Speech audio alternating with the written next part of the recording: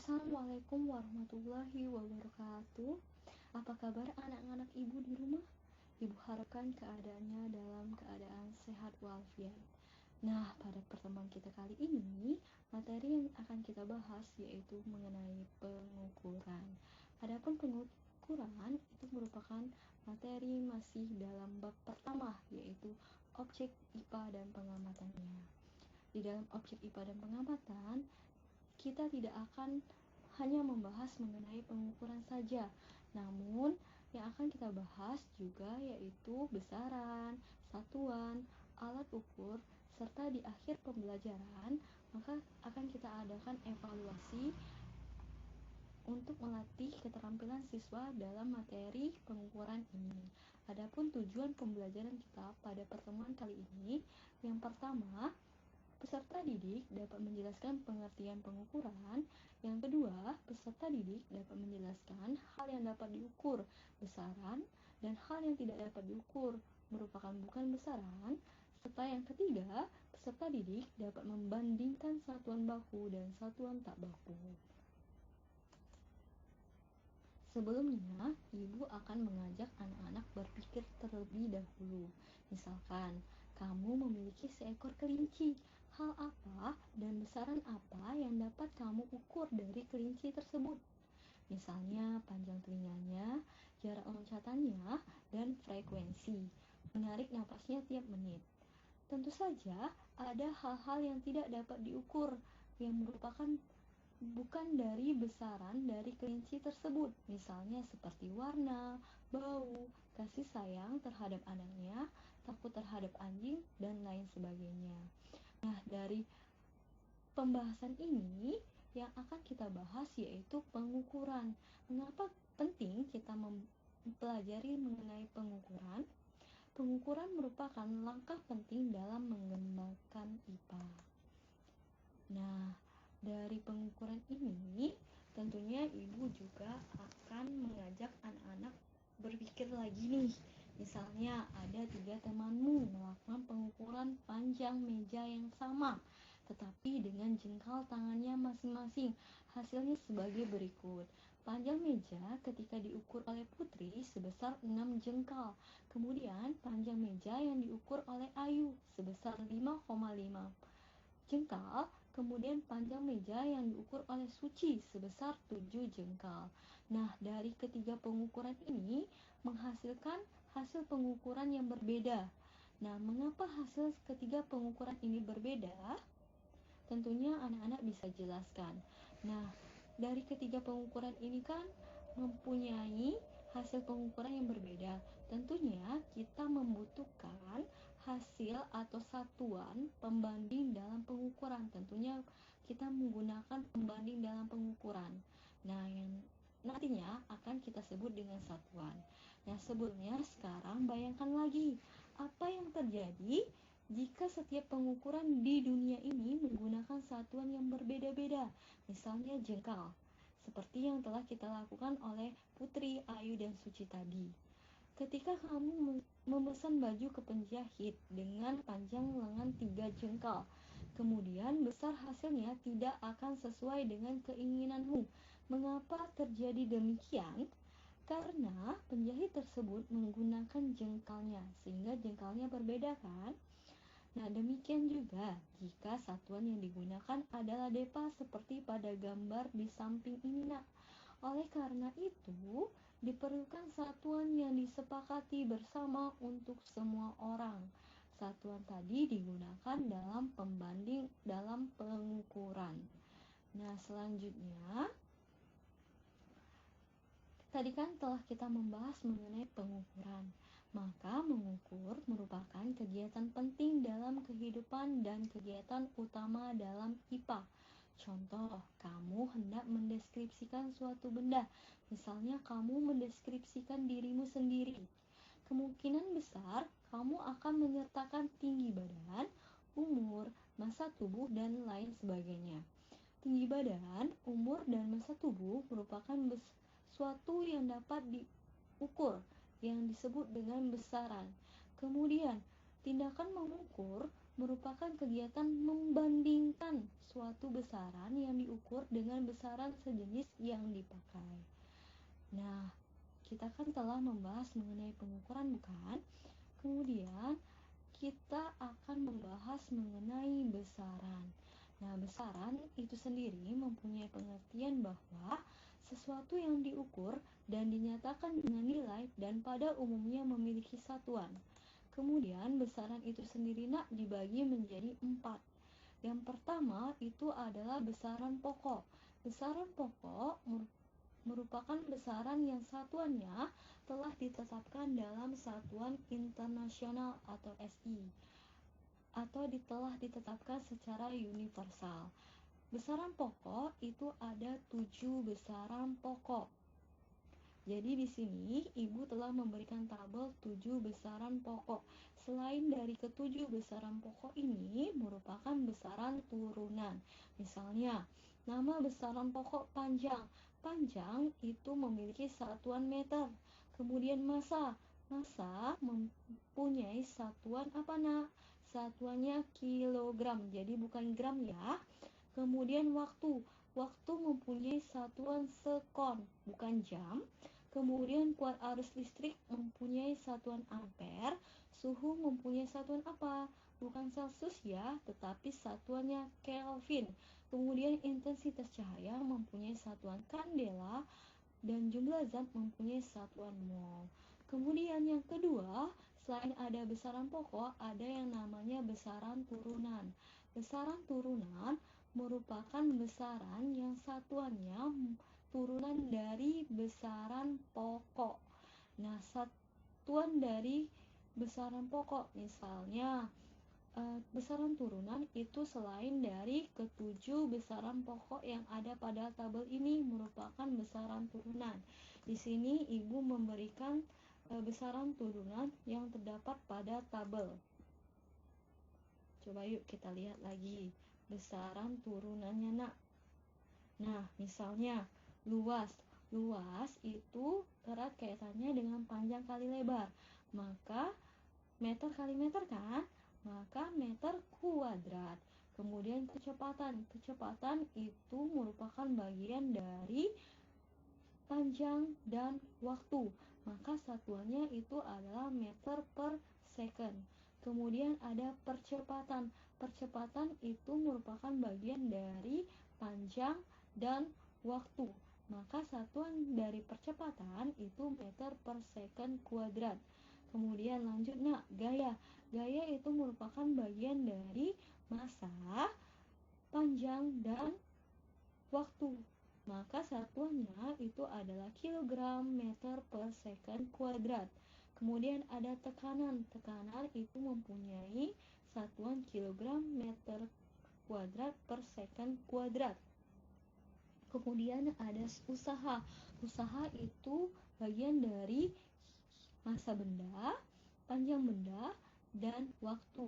Maka satuannya adalah kilogram meter kuadrat per second kuadrat. Nah, selain ada besaran pokok dan besaran turunan, di besaran itu ada juga yang namanya besaran vektor dan besaran skalar. Nah, ada vektor dan ada skalar. Adapun besaran skalar itu adalah besaran yang hanya memiliki nilainya saja. Contohnya itu ada pada bagian besaran pokok tadi, Nak, yaitu panjang, waktu, dan suhu. Misalnya, waktu total yang ditempuh itu sebesar 3 jam. Itu merupakan besaran skalar yang hanya mempunyai nilai saja. Kemudian ada vektor. Vektor itu memiliki pengertian besaran yang memiliki nilai dan mempunyai arah. Contohnya kecepatan, gaya, dan percepatan. Misalnya nih, kecepatan dari sebuah mobil itu sebesar 40 km per jam. Maka kecepatannya itu 40 km per jam dan pastinya mempunyai arah. Misalnya arahnya tadi ke arah utara. Nah, misalnya tidak hanya utara, tetapi misalnya ada tentukan arahnya juga ke arah selatan, barat, timur, utara, dan lain sebagainya. Kemudian, setelah kita membahas besaran, ada yang namanya satuan. Satuan mempunyai pengertian pembanding dalam pengukuran. Contohnya tadi meter, kilogram, dan menit itu adalah pembandingnya. Dalam pengukuran kita menggunakan pembanding. Nah, di satuan itu terbagi menjadi dua, yaitu satuan pokok, satuan baku, dan satuan tak baku. Satuan baku adalah satuan yang telah ditetapkan dalam satuan internasional. Contohnya massa dengan satuan kilogram, panjang dengan satuan meter, waktu dengan satuan sekon. Kemudian di sini ada satuan tak baku. Satuan tak baku adalah satuan yang tidak ditetapkan dalam satuan internasional. Contohnya, misalnya, jadi satuan internasional itu berarti dia ini satuan tak baku itu tidak bersifat tetap dan tidak berlaku secara umum. Contohnya seperti jengkal, hasta, dan depa. Nah, di satuan internasional itu juga ada yang namanya sistem satuan internasional, di mana syarat yang harus dipenuhi oleh sebuah satuan yang baik, yaitu yang pertama bersifat tetap, yang kedua mudah ditiru, yang ketiga bersifat universal. Nah, sistem yang digunakan dalam dunia pendidikan dan pengetahuan itu terbagi menjadi dua. Yang pertama sistem matriks besar atau MKS, yaitu meter kilogram second, yang biasa disebut dengan satuan internasional atau satuan universal yang bisa digunakan oleh sebuah negara yang bersifat menyeluruh. Kemudian sistem metrik kecil atau CGS, yaitu centimeter, gram, dan second. Nah, selain sistem satuan internasional ini ada juga satuan singkatan awalan pangkat bilangan 10. Jadi seperpangkat bilangan 10 yang digunakan untuk menghitung pangkat bilangan 10. Kalau di tingkat jenjang sekolah dasar, anak-anak kan kalau misalnya mau naik satu tangga itu dibagi dengan 10. Kalau turun satu tangga itu dikali dengan 10, bukan? Nah, untuk mempermudah untuk di jenjang SMP, anak-anak menggunakan awalan pangkat bilangan 10, di mana di seperpangkatnya itu ada seperpangkat dalam positif dan seperpangkat dalam negatif. Nah, semakin dia positif ke atas, dia dilambangkan dengan huruf yang besar. Kemudian kalau ke bawah, ke negatif, itu dilambangkan dengan huruf kecil. Misalnya, untuk 10 pangkat 2 yang di awalan dengan hekto, singkatan H besar. Kemudian 10 naik satu tangga, 10 pangkat 3 dengan awalan kilo dengan singkatan K. Naik 3 tangga langsung yaitu 10 pangkat 6 mega dengan singkatan M besar. Kemudian naik 3 tangga lagi, 10 pangkat 9 dengan awalan giga dengan singkatan G. Kemudian naik 3 tangga lagi, 10 pangkat 12 dengan awalan tera dan dengan singkatan T besar. Itu untuk 10 pangkat positif. Kemudian kita beranjak ke 10 pangkat negatif. 10 pangkat negatif, misal 10 pangkat minus 2. 10 pangkat minus 2 itu dalam senti, yaitu C kecil, kemudian 10 pangkat min 3, yaitu mili dengan singkatan M. Kemudian ada 10 pangkat minus 6, yaitu mikro. Nah, mikro ini dengan singkatannya cukup unik, yaitu mikro atau miu dengan nama miu. Kemudian lanjut ke 10 pangkat minus 9, naik 3 anak tangga ya, yaitu dengan awalan nano dengan singkatan N. Kemudian ada 10 pangkat minus 12, kita naik 3 anak tangga lagi dengan awalan pico dan singkatan P. Ini gunanya untuk apa, Bu? Nah, kita beranjak ke contoh soal agar anak-anak lebih paham. Misalnya di contoh soal ini ada 20 giga mili. Nah, diminta ini ke dalam mili. Maka langkah awalnya kita selesaikan dulu. Nah, kita kembali dulu ke halaman selanjutnya. Oke. Nah, ini kan ada 20 mili kan ya? 20 mili 20 gigamili ini dia minta ke dalam mili. Maka 20 dikali dengan seperpangkat. Ingat yang di atas itu yang diketahui. Yang diketahui itu apa? Yang diketahui itu adalah giga. Giga tadi lihat pada tabel. Giga itu 10 pangkat 9. Maka letakkan 10 pangkat 9. Kemudian dibagi dengan 10 pangkat mili itu 10 pangkat minus 3. Ini salah penulisan, dimana 10 pangkat minus 3 ya nak ya di sini. Jadi sama dengan 20 dikali 10 pangkat 9. Nah, ini naik ke atas, bisa kita jumlahkan per pangkatnya. 10 pangkat 9 dikurang dengan minus 3. Lihat lagi perhitungan matematika. Kalau minus ketemu dengan minus, maka hasilnya ditambah. Maka 20 dikali dengan 10 pangkat 9 ditambah dengan 3. Maka hasilnya itu adalah 10 dikali dengan 20 dikali dengan 10 pangkat 12. Hasil akhirnya sama dengan 20 dikali 10 pangkat 12. Nah, ini merupakan satuan. Nah, agar lebih paham bagaimana besaran satuan, yang mana besaran dan mana satuan, misalnya saat kita mengukur sebuah meja. Panjang mejanya sebesar 1,5 meter, yang mana besaran, yang mana satuan, dan nilai dari besarannya. 1,5 meter itu adalah nilai dari besarannya. Kemudian, panjang itu merupakan dari besaran. Lihat lagi tadi, besaran pokok itu adalah panjang. Satuan dari panjang itu tadi apa nak? Satuan panjang itu adalah meter.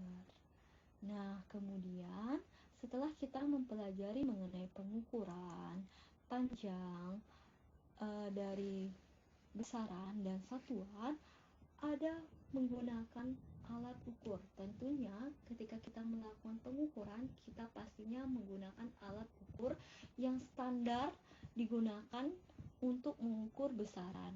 Nah, untuk mengukur besaran, nantinya besaran itu nanti selain mengukur panjang, ada mengukur massa benda, mengukur volume benda, dan mengukur waktu.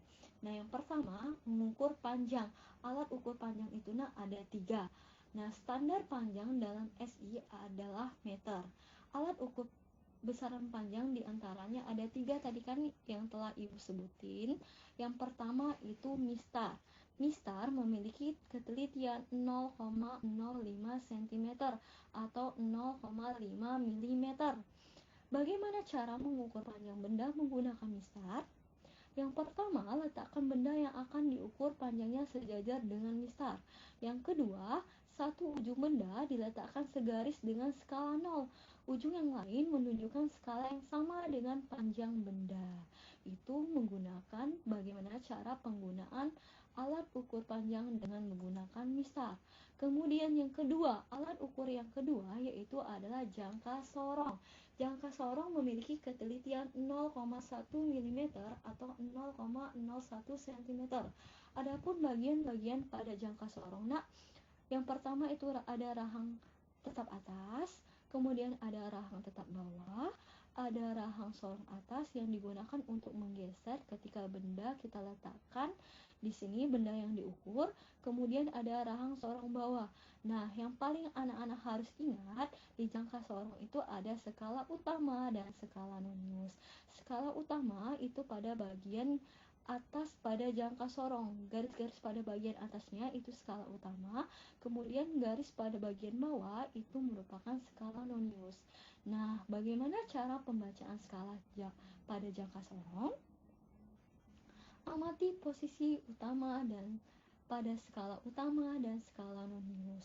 Yang pertama, baca skala utama depan 0 pada skala nonius. Jadi yang dilalui oleh skala utama itu yang dilewati oleh angka 0. Kemudian yang kedua, cari skala nonius yang berimpit dengan skala utama. Yang berimpit dengan skala utamanya nanti di sini, Kemudian yang ketiga, kalikan dengan tingkat ketelitian 0,01 cm atau 0,1 mm. Maka, bagaimana cara menghitungnya? Hasil pengukuran cara menghitungnya, skala utama ditambah skala Nonius dikali dengan tingkat ketelitian. Nah, agar lebih paham, berikut ini Ibu sajikan animasi perhitungan menggunakan jangka sorong, di mana benda diletakkan. Kita lihat skala utama dan skala Noniusnya. Skala utamanya itu terlihat 2,4. 2,4, skala Noniusnya terletak pada angka 7. Nah, angka 7-nya ini, jangan lupa kalikan dengan tingkat ketelitiannya tadi, 0,01 cm atau 0,1 mm. Nah, pada jangka sorongnya ini dia minta dalam cm. Maka anak-anak tinggal kalikan dengan tingkat ketelitian 0,01 cm. Maka hasil pengukurannya pada jangka sorongnya yaitu skala utama 2,4 ditambah skala Nonius 7 dikali dengan tingkat ketelitian 0,01 cm. Maka hasilnya adalah 2,4 ditambah 0,07 sama dengan 2,47 cm. Nah, itu adalah cara menggunakan pengukuran jangka sorong untuk menghitung panjang dari benda. Kemudian yang ketiga, alat ukur yang ketiga untuk mengukur panjang benda yaitu mikrometer sekrup. Mikrometer sekrup memiliki ketelitian 0,01 mm, di mana bagian-bagian dari mikrometer sekrup tentunya sama seperti jangka sorong tadi. Ada skala utama, ada skala Nonius. Benda kita letakkan di antara anvil dan spindle. Kemudian setelah benda diletakkan di antara di antara anvil dan spindle, maka dapat kita kunci agar tidak bergeser. Kemudian kita lihat pada skala utama dan skala Noniusnya. Bagaimana cara pembacaan skala pada mikrometer sekrup? Amati posisi skala utama dan skala Nonius. Yang pertama, baca skala utama depan timbal atau skala putar. Skala utamanya yang pada bagian ini, yang pada bagian sejajar. Kemudian cari skala timbal yang berimpit dengan garis pada skala utama. Misalnya Ibu simbolkan dengan Y.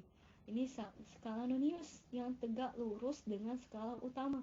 Maka yang ketiga, kalikan Y dengan 0,01 mm atau jadi sama dengan 0,01 dikalikan dengan hasil pada skala Noniusnya tadi dalam milimeter. Hasil pengukurannya gimana, Bu? Bagaimana cara mengukurnya? Sama saja seperti jangka sorong tadi, yaitu skala utama ditambah skala Nonius dikali dengan tingkat ketelitian. Nah, itu merupakan bagaimana menghitung dengan menggunakan mikrometer sekrup. Nah, di sini Ibu berikan animasi untuk menghitung pada mikrometer sekrup, yaitu benda kita letakkan tepat di antara anvil dan spindle. Kemudian setelah benda kita letakkan, kita kunci dengan kunci tepat pada mikrometer sekrup. Kemudian kita ukur lagi skala utama. Kita lihat skala utamanya itu 5 mm. Kemudian skala Nonius yang tegak lurus dan berimpit dengan skala utama, yaitu yang berapa? Di sini kan ada 30. Ada segaris sedikit, maka itu 31. Maka skala hasil pengukuran pada mikrometer sekrup itu adalah skala utamanya 5 mm ditambah dengan skala Nonius 31 dikali dengan tingkat ketelitiannya 0,01 mm. Maka hasil pengukurannya itu adalah skala utama 5 ditambah dengan 0,31. Maka hasilnya itu sama dengan 5,31 mm. Itu untuk mengukur panjang benda menggunakan mikrometer sekrup. Kemudian selain alat ukur panjang, kita akan membahas mengenai alat ukur massa, di mana massa suatu benda menyatakan jumlah zat yang dikandungnya. Alat ukur massa disebut neraca. Dari beberapa jenis neraca yang sering digunakan di antaranya, yang pertama itu neraca batang atau neraca Oghuz. Neraca batang atau neraca Oghuz itu terbagi menjadi beberapa jenis. Yang pertama itu neraca sama lengan, yang kedua neraca 3 lengan, yang ketiga neraca batang atau 4 lengan. Kemudian ada lagi neraca pegas dan neraca digital. Nah, gambar ini adalah neraca 3 lengan. Nah, bagaimana posisi dari neracanya itu, Bu? Posisinya itu lengan pertama itu pada bagian depan, lengan kedua itu pada bagian tengah, lengan ketiga itu pada bagian akhir dari lengannya. Nah, bagaimana hasil penimbangannya? Hasil penimbangannya tinggal anak-anak jumlahkan angka menunjukkan skala pada masing-masing lengan. Misalnya lengan 1 ditambah lengan 2 ditambah dengan lengan 3, hasilnya itu sama dengan berapa gram pada pengukuran pada lengan 3 lengan ini. Nah, itu untuk mengukur massa pada benda. Kemudian selain mengukur massa, itu ada alat ukur waktu. Alat ukur waktu itu biasanya digunakan stopwatch. Nah, waktu adalah selang antara dua kejadian peristiwa. Dalam sistem internasional, satuan waktu adalah detik atau sekon. Nah, bisa juga kita menggunakan arloji atau jam. Namun, perhitungannya kurang teliti dan kurang tepat. Agar lebih tepat dalam perhitungan waktu dalam detik, maka kita menggunakan stopwatch. Kemudian, selain alat ukur waktu, selanjutnya yang terakhir akan kita bahas yaitu pengukuran volume, di mana benda padat yang memiliki bentuk teratur seperti kubus, balok, silinder, bola, volume dapat dihitung dengan rumus matematika. Sedangkan benda yang bentuknya tidak teratur, volumenya diukur dengan menggunakan gelas ukur.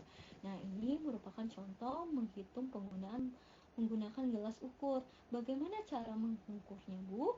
Hasil pengukuran volume benda itu volume total sama dengan volume akhir dikurang dengan volume awal. Volume akhir itu adalah volume benda setelah dicelupkan atau dimasukkan benda. Kemudian kalau volume awal itu volume dari airnya itu sebelum dimasukkan dengan bendanya. Nah, jadi misalnya hasil pengukuran dari gambarnya yaitu volume akhir dikurang dengan volume awal, 50 dikurang dengan 30, hasilnya sama dengan 20 ml. Nah, di sini Ibu berikan tabel untuk mengubah atau mengkonversi liter, misalnya dari liter menuju ke meter kubik, yaitu 10 pangkat minus 3 meter kubik, atau dari mililiter menuju ke meter kubik, misalnya dari 1 mililiter menuju ke liter itu 10 pangkat minus 3 liter menjadi 10 pangkat minus 6 meter kubik. Itu cara mengkonversinya untuk mengukur volume pada benda. Nah, Ibu rasa setelah kita membahas mengenai pengukuran pada materi, pengukuran besaran, satuan, serta standar dan alat ukur pada pengukuran, kita akan melakukan evaluasi untuk melatih kemampuan anak-anak dalam materi pengukuran. Di sini Ibu telah memberikan latihan 1 sampai dengan 5 anak-anak bisa kerjakan sendiri di rumah. Di mana di soal nomor pertama, deskripsikan dirimu, ayahmu, ibumu, saudaramu seperti tinggi badan, umur, dan massa tubuh. Kemudian soal yang kedua, ukurlah meja belajar di rumahmu dengan menggunakan jengkal, hasta, dan depa dengan dilakukan oleh dirimu, ayahmu, ibumu, dan saudaramu. Itu soal yang kedua. Yang ketiga, perhatikan tabel berikut. Di sini Ibu sajikan tabel dengan besaran, satuan, dan alat ukur yang berbeda. Nah, maka tugasnya anak-anak kelompokkan besaran, satuan dalam sistem internasional, dan alat ukur yang sesuai yang ditunjukkan oleh nomor. Jadi lihat alat ukur yang sesuainya. Karena kita tadi telah membahas alat ukurnya, bukan? Jadi tinggal anak-anak kelompokkan saja. Kemudian lanjut soal nomor 4. Di soal nomor 4 ada di soal nomor 4 disajikan hasil pengukuran yang dilakukan oleh 4 siswa, yaitu Andre, Brian, Citra, Dian, dan mengukur panjang papan tulis. Hasil pengukurannya berbeda dengan alat ukur yang berbeda.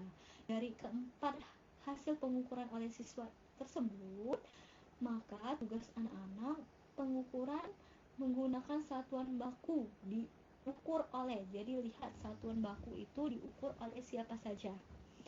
Itu untuk soal nomor 4. Kemudian soal nomor 5, anak-anak diberikan hasil pengukuran yang dilakukan oleh mikrometer skrup. Kedudukan skala utama dan non-use putar pada pengukuran pelat besi dengan mikrometer skrup seperti pada tampak pada gambar. Nah, dari hasil pengukurannya ini, anak-anak harus lihat hasil pengukurannya itu dengan menggunakan satuan milimeter. Jadi baca dulu yang mana skala utama, terus skala non-use-nya, baru hasil pengukurannya berapa. Itu untuk evaluasi anak-anak. Ibu berikan soal nomor 1 sampai dengan 5. Ibu rasa pembelajaran kita untuk materi pengukuran kali ini telah selesai. Yang kita bahas pada materi pertemuan kali ini yaitu pengukuran, besaran, satuan, serta alat ukur yang digunakan dalam melakukan pengukuran. Sebelumnya, silakan anak-anak like, subscribe, dan komen channel YouTube Ibu untuk mendukung proses pembelajaran kita agar pembelajaran kita jauh lebih bermanfaat. Silakan like, subscribe, dan komen. Dan Ibu rasa cukup pertemuan kita kali ini. Sampai jumpa di pertemuan selanjutnya. Ibu ucapkan terima kasih. Wassalamualaikum warahmatullahi wabarakatuh.